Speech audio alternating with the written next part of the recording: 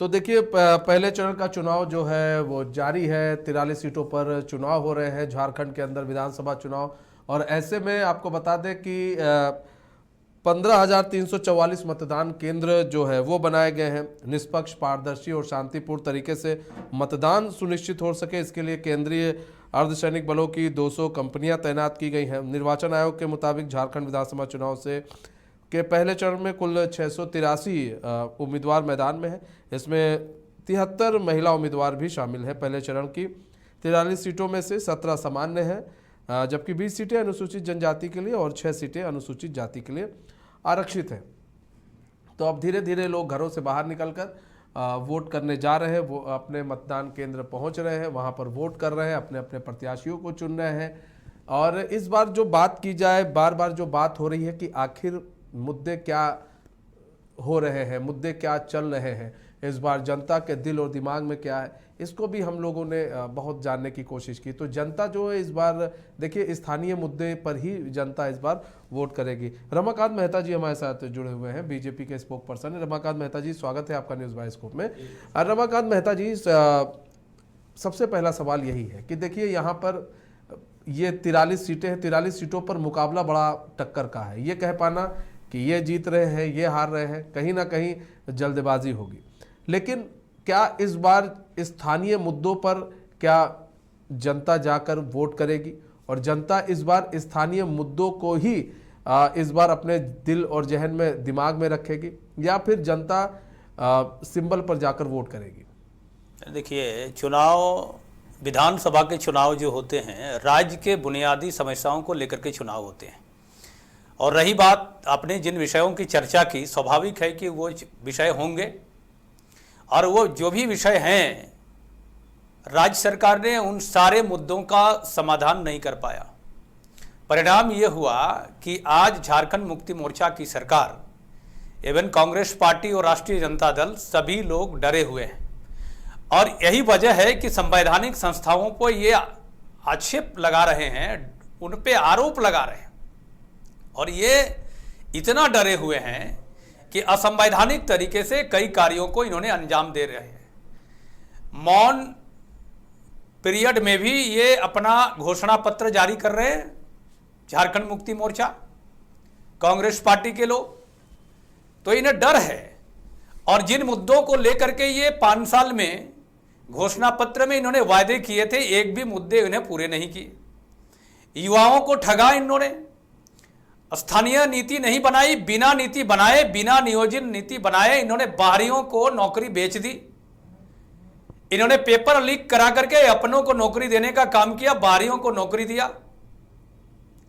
युवाओं के मौत के कारण बनी ये सरकार। तो ऐसे कई विषय हैं। संविदा कर्मियों को ये इन्होंने कही थी सरकार ने कि हम उन्हें परमानेंट करेंगे, पारा शिक्षकों को उनका वाजिब हक दिलाएंगे, उन्हें परमानेंट करेंगे, लेकिन एक भी संविदा कर्मियों को इन्होंने उनका हक नहीं दिया। जो भी योजनाएं इन्होंने लेकर के आई सरकार ने, वो चोर दरवाजे से लेकर के वो योजनाओं को लेकर के आए और प्रलोभन देने का काम किया, चाहे वो मैया योजना हो, चाहे अबुआ आवास योजना हो। किसी भी योजना में इन्होंने धरातल उतारने में एक भी पारदर्शी तरीका इन्होंने नहीं अपनाई। बिना बजट का मैया योजना को ले आकर के ठगने का काम किया।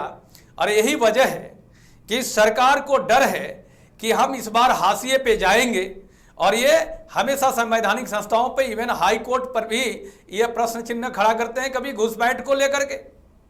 और यहाँ की भाषा, संस्कृति और यहाँ के युवाओं के साथ जिन्होंने जिस तरीके से इन्होंने छल किया है, उसका जवाब इस बार झारखंड की जनता हेमंत सोरेन सरकार को देगी। यहाँ पर देखिए, बात की जाए जल जंगल जमीन की, आप बात करते हैं, जब आदिवासियों की बात आती है तो वो अलग एलिगेशंस लगाते हैं, आप अलग एलिगेशंस लगाते हैं। आदिवासी समाज किस ओर जाए? क्योंकि उसे जो चाहिए, क्या लग रहा है कि उसे चाहे रघुवर सरकार में उसे वो चीज़ मिली या फिर जो हेमंत सरकार में वो चीज़ मिली, आदिवासी समाज आज भी तो पिछड़ा ही है और आज भी तो वहीं पर है जहाँ पर वो पहले था। देखिए, आदिवासी समाज के प्रति या जनजातियों के प्रति जितना भारतीय जनता पार्टी ने काम किया है, चाहे वो केंद्र की सरकार हो, चाहे राज्य की सरकारें हो, हमने जहां जहां भी हमारी सरकारें रही, हम जनजाति बाहुल क्षेत्रों में हमने काम किया। एकलव्य स्कूल पूरे देश में 700 से अधिक खोले जा रहे हैं, 300 से अधिक निर्मित हो गए हैं। अब वहाँ शिक्षकों की बहाली हो चुकी है। तो ऐसे स्थिति में आदिवासी मंत्रालय का, जनजातीय मंत्रालय का गठन करने का श्रेय भारतीय जनता पार्टी को जाता है। आदिवासी समाज से हमने राष्ट्रपति तक बनाने का काम किया। जनजातीय विभाग को सुदृढ़ करने के लिए अटल जी की सरकार ने उस मंत्रालय को गठित करते हुए आज माननीय प्रधानमंत्री जी आज भगवान बिरसा मुंडा के वहां पर गए, वहां की स्थितियों का जायजा लिए और उससे कई सारे योजनाओं को धरातल में खुट्टी में आकर के झारखंड में उसको करने का काम किया गया। और जहां तक इस सरकार की बात है, ये जल जंगल जमीन की बात करती है। आज जल है ना, जंगल है ना, जमीन है। जमीन तो सोरेन परिवार ने लूट ली।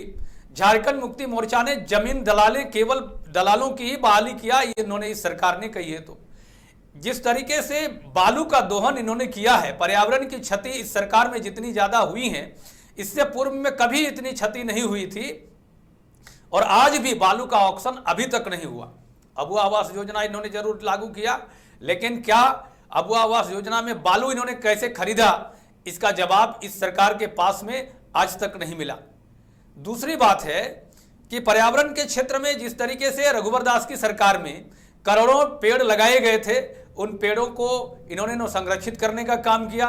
उल्टे ये पेड़ों की कटाई करके नक्सलिज्म जो खात्मा की ओर था, उन्हें और पुनर्जीवित करने का, जिस नीतियों के आधार पर झारखंड मुक्ति मोर्चा और आरजेडी चलता है, उन नीतियों के आधार पर नक्सलियों को और बढ़ावा देकर के चतरा से लेकर के चाईबासा से लेकर बोकारो से लेकर संथाल तक में इन्होंने नक्सलिज्म को और बढ़ावा देने का काम किया।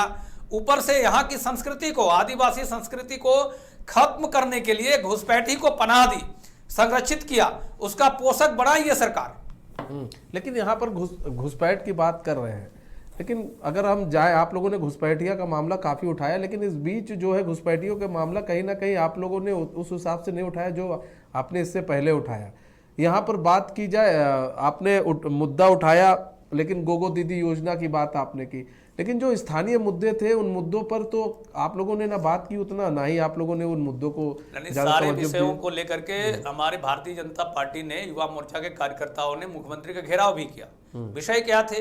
पेपर लीक, युवाओं को प्रतिवर्ष 5 लाख नौकरियां देने के लिए। और जो यहाँ पे अभी तक जो स्थितियां रही, संविदा कर्मियों को आपने कहा था कि अब मेरी सरकार बनेगी, हम 1 साल के अंदर में सभी को अस्थायी करेंगे, किसी को नहीं किया आपने। आंगनबाड़ी सेविका सहायिकाओं को परमानेंट करेंगे, आपने नहीं किया। तो ऐसी कई सारी योजनाएं हैं। और सरकार में जो संवैधानिक पद हैं उनको भी भर नहीं पाई। अब महिलाओं की बात करते हैं, ये सरकार कहते हैं कि मैया को सम्मान दे रहे हैं। आज तक इस सरकार ने महिला आयोग का गठन नहीं किया, एससी आयोग का गठन नहीं किया, एसटी आयोग का गठन नहीं किया, खाद्य आयोग का गठन किया लेकिन विवादों के घेरे में रह गया। सूचना आयुक्तों की नियुक्तियां नहीं की आपने, लोकायुक्त का गठन नहीं किया। भ्रष्टाचार के मामले में इस सरकार ने नए आयाम को गढ़ा। जेपीएससी में आज भी चेयरमैन का पद खाली है, जेएसएससी में चेयरमैन का पद खाली है, प्रभार में आप चल रहे हैं। विवाद के घेरे में जब भी आए, आपने जांच कमेटी तो गठित कर दी, लेकिन जांच आयोग में किन लोगों को रखा जी? उस कमेटी में जो अपने भ्रष्टाचार पे लिप्त हैं, अरविंद कुमार लाल जेपीएससी के परीक्षा, जेएसएससी के परीक्षा नियंत्रक हैं। वो जेपीएससी के द्वारा जो सेकंड जेपीएससी के प्रोडक्ट हैं, वो वहां पे वो खुद विवादों के घेरे में है। ऐसे अधिकारियों को आप जांच में रखेंगे, आप उससे कैसे कहेंगे कि ये निष्पक्ष जांच हो सकती है? अच्छा, एक चीज और भी है, आप लोग बात कर रहे हैं बार बार, देखिए यहाँ पर रोजगार और आपका मैनिफेस्टो भी सबने देखा, उसमें आप लोगों ने 2,87,000 रिक्त पद है उस पर नौकरी देने की बात कही है। लेकिन कहा जा रहा है कि ये खाली पद है, उस पर तुरंत जैसे ही आप लोग अगर सत्ता में आते हैं और सरकार बनती है, आप लोग नौकरी दे देंगे। लेकिन ऐसे ही रिक्त पद कई राज्यों में भी खाली है, आपका केंद्र में भी खाली है। तो मतलब समय देखकर ही मतलब पासा फेंका जा रहा है, या फिर कोई आप लोग का इरादा भी है? दौर में आपने नया वाजिब प्रश्न खड़ा किया इन्होंने। आपने देखिए, शुरुआती दौर में जिस तरीके से यूपीए की सरकार के समय में व्यवस्था को अव्यवस्थित करने का काम किया था, माननीय मोदी जी के नेतृत्व में जब भी आई, सारी व्यवस्था को हमने व्यवस्थित करने का काम किया। शुरुआती दौर में 1 साल में नियुक्तियां नहीं हुई थी, उसके बाद वैकेंसियां आने लगी। और आप देखेंगे रेलवे में लाखों की संख्या में बहाली की गई हैं, नियुक्तियां हुई हैं। और अभी बैंकिंग क्षेत्र में, सेक्टर में काफी संख्या में नियुक्तियां निकाली गई हैं, और उससे पहले भी नियुक्तियां भी हुई हैं। आप जरा सा गूगल्स करेंगे तो आपको सारी चीजें दिखाई देने लगेगी वहां पे। ये 2 सेक्टर में भी। और दूसरी बात है कि हमने रक्षा मंत्रालय के थ्रू भी वहाँ रक्षा विभाग में भी काफी हुए हैं। आपने आप देखे होंगे एक दो साल में 25-25 हजार वैकेंसी निकली। MTS मल्टी टास्किंग सर्विस जो आया, उसमें काफी वैकेंसी आई थी।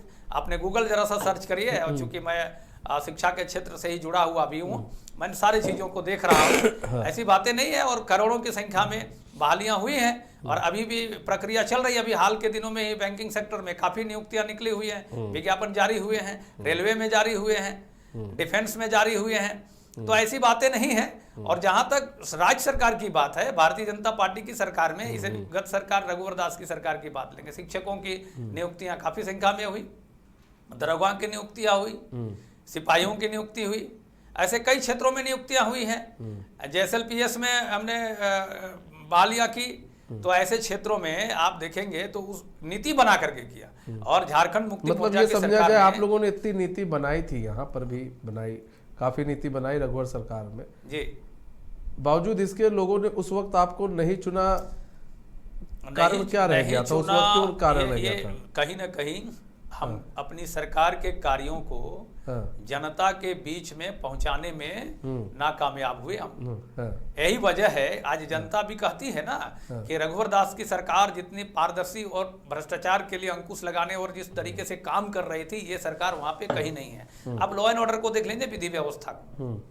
हमारे तो सौगात में मिला था, नक्सली यहाँ पे सौगात पे दिए गए थे लालू यादव की सरकार के द्वारा। उन नक्सलियों को कमर तोड़ने का काम रघुवर दास की सरकार ने किया, और मात्र 2 या 3 जिलों में केवल बचा हुआ था, और आज देखिए 5 से 7 जिलों में आज बढ़ गया नक्सली। तो कहने का मतलब है कि आप जिस तरीके से राजधानी सुरक्षित नहीं है, और कोई किसी भी आप ब्लॉक अंचल में चले जाइए, बिना घूस के कोई भी काम नहीं होते। बालू पे ऑक्शन नहीं निकाले गए। क्या आप एक भी योजना आप बताइए रघुवर दास की सरकार में जहां पे भ्रष्टाचार के आरोप लगे हो किसी पे, या किसी प्रकार का उस प्रकार के संज्ञान में आया हुआ हो मामला, और उस सरकार के समय कार्रवाई नहीं हुई हो? उन्होंने जनसंवाद के माध्यम से, भारतीय जनता पार्टी की सरकार में मुख्यमंत्री जनसंवाद होता था, खुलेआम वहां पे संवाद कार्यक्रम स्थापित होते थे, समस्या का निराकरण होता था, अधिकारी सामने बैठे रहते थे, या वीडियो कॉन्फ्रेंसिंग के माध्यम से होते थे। अभी सीधी संवाद कहाँ हो रही है? सरकार तो सीधी थी, और विकास के नए आयाम गढ़े गए थे। आप उसी समय देखिए, हाईकोर्ट बना, विधानसभा भवन बना, सड़कें का जाल बिछाया गया, इलेक्ट्रिक बिजली ऊर्जा के क्षेत्र में जबरदस्त काम हुए। तो ऐसे कई सारी योजनाएं उस समय धरातल पर उतरी, और आज वो कहीं भी आप दिखाई देती हैं क्या? आप कई क्षेत्रों को उठा के देख लीजिए, विधि व्यवस्था को देखिए ना भाई, आप झारखंड आपका हर शहरों को उठा के देख लीजिए, लूट ही लूट पड़ी हुई है। दिन दिहाड़े बालू की लूट चल रही है, दिन दिहाड़े जंगल कटे जा रहे हैं, विधि व्यवस्था चौपट है। आप उन सरकार की तुलना इससे मत करिए। हार जीत अपने जगह पे है, उसी के परिणाम है। और मैं दावे के साथ कह सकता हूँ 23 तारीख को आप बुलाइए झारखंड मुक्ति मोर्चा, कांग्रेस पार्टी और राष्ट्रीय जनता दल के स्पोक्स पर्सन को, और उस दिन कहिए कि आपकी सरकार क्यों नहीं बनी। और मैं दावे के साथ कह रहा हूं कि भारतीय जनता पार्टी पूर्ण बहुमत की सरकार इस चुनाव में अब बनाएगी। लेकिन इतना आश्वस्त कैसे है आप? देखिए यहाँ पर इसलिए भी क्योंकि अगर हम बात करें तो, अगर वोटों की बात करें तो एक समाज आपको वोट करता नहीं है। और रही बात आदिवासी समाज की बात कर ले, तो आदिवासी समाज में भी वो थोड़ा बटा हुआ है, वोट बटा हुआ है। तो और ऐसे में बात की जाए आदिवासियों की और आदिवासी समाज के वोटों की, तो कहीं ना कहीं वहां तक उतना विकास पहुंचा नहीं है। तो उनको भी समझाने में आप लोग को लग रहा है आप लोग समझाने में कारगर सिद्ध हुए हैं? नहीं, कारगर नहीं। इस बार लोकसभा चुनाव में जरा सा चूक हो गई होगी हमारी रणनीति में, लेकिन इस बार हम लोग भारतीय जनता पार्टी नई रणनीति के तहत, और आप कह रहे हैं कि आदिवासी समाज जो है, भारतीय जनता पार्टी में जितने ट्राइबल्स लीडर हैं किसी भी दल, 5 राज्य, 61 शहर, 150 प्रोजेक्ट और 1 वास्तु विहार। नई सोच, नया घर। बनाए रखिए अपना प्यार, सेवा में है वास्तु विहार।